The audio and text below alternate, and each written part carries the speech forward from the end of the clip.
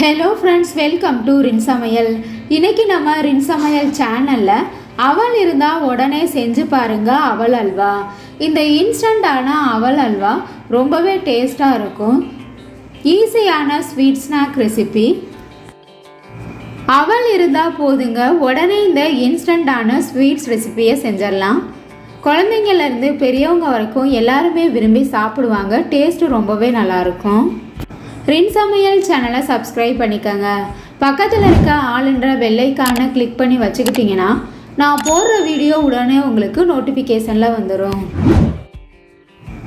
அவல் அல்வா செய்கிறதுக்காக கடாயில் 2 கப் அளவு அவல் எடுத்திருக்கேன். சிகப்பு அவல் தான் நான் எடுத்திருக்கேன். இதுக்கு பதிலாக வெள்ளை அவல் சேர்த்து கூட இந்த அல்வாவை செய்யலாம். அடுப்பை மீடியம் ஃப்ளேம்லேயே வச்சுட்டு அவலை நல்லா வறுத்துக்கணும். இந்த மாதிரி வறுக்கும்போது அவலில் இருக்க ஈரப்பதம் எல்லாம் போயிடும். அரைக்கும் போது நல்லா அரைப்படும். வறுபட்டதுக்கு அப்புறமா அவலை நல்லா ஆற வச்சுட்டு மிக்ஸி ஜாரில் சேர்த்துட்டு நைஸாக அரைச்சிக்கணும். ஒரு பிளேட்டில் அல்லது ட்ரேயில் கொஞ்சமாக எண்ணெயோ அல்லது நெய்யோ தடவி வச்சிட்டோம்னா அவல் ரெடியான உடனே ஊற்றுறதுக்கு ஈஸியாக இருக்கும். எந்த கப்பில் அளந்தெடுத்தோமோ அதே கப்பில் 2 கப் அளவு வெல்லம் எடுத்திருக்கேன். கடாயில் சேர்த்துட்டு இது கூட அரை கப் அளவு தண்ணி சேர்த்துக்கணும். வெல்லம் கரைகிறதுக்காக சூடுபடுத்திக்கலாம். பாகுபதம் பார்க்க தேவையில்லை. வெல்லத்தில் கல்மண் தூசி இருக்கும். அதை வடிக்கிறதுக்காக தான் இந்த மாதிரி சூடுபடுத்துகிறோம். வாசனைக்காக 2 ஏலக்காயை தட்டிட்டு சேர்த்துருக்கேன். ஒருவேளை நீங்கள் எடுத்திருக்க வெல்லம் கல்மண் தூசி இல்லாமல் சுத்தமாக இருந்ததுன்னா அப்படியே அவலில் சேர்த்து கிண்டிக்கலாம். வெல்லம் நல்லா கரைஞ்சிருச்சு. வடிகட்டியில் வடிச்சு எடுத்துக்கலாம். 4 கப் அளவு தேங்காய் பால் நான் எடுத்திருக்கேன். இது கூட நம்ம அரைச்சி வச்சுருக்க அவளையும் சேர்த்துக்கணும். கட்டிகள் இல்லாமல் நல்லா நைஸாக கரைச்சி எடுத்துக்கோங்க.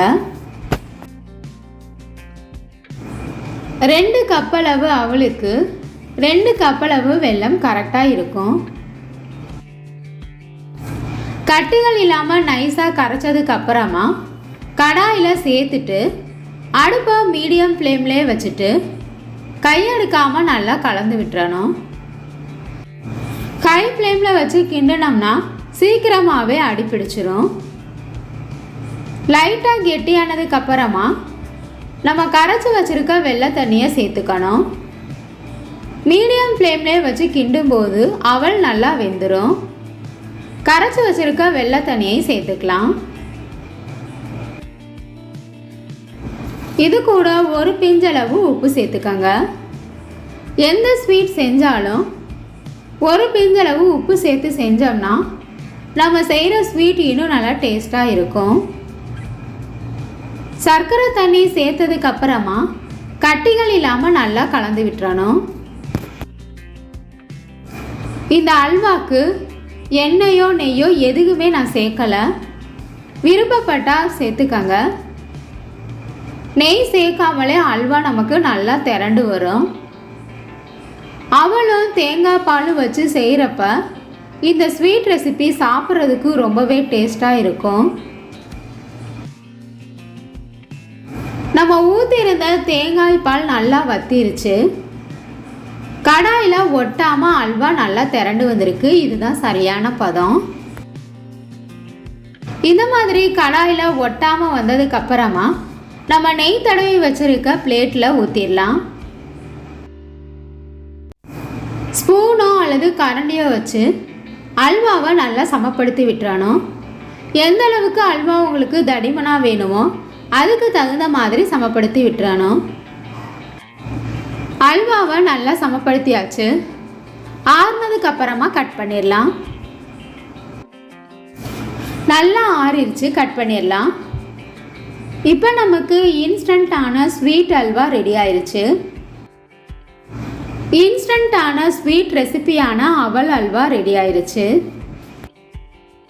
சமையல் சேனலை சப்ஸ்கிரைப் பண்ணிக்கோங்க ஃப்ரெண்ட்ஸ். அல்வா உங்களுக்கு பிடிச்சிருந்ததுன்னா மறக்காமல் ஒரு லைக் கொடுங்க ஃப்ரெண்ட்ஸ். கமெண்ட் பண்ணுங்கள்.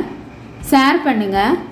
பக்கத்தில் இருக்க ஆளுன்ற பெல் ஐகானை கிளிக் பண்ணி வச்சுக்கிட்டிங்கன்னா நான் போடுற வீடியோ உடனே உங்களுக்கு நோட்டிஃபிகேஷனில் வந்துடும்.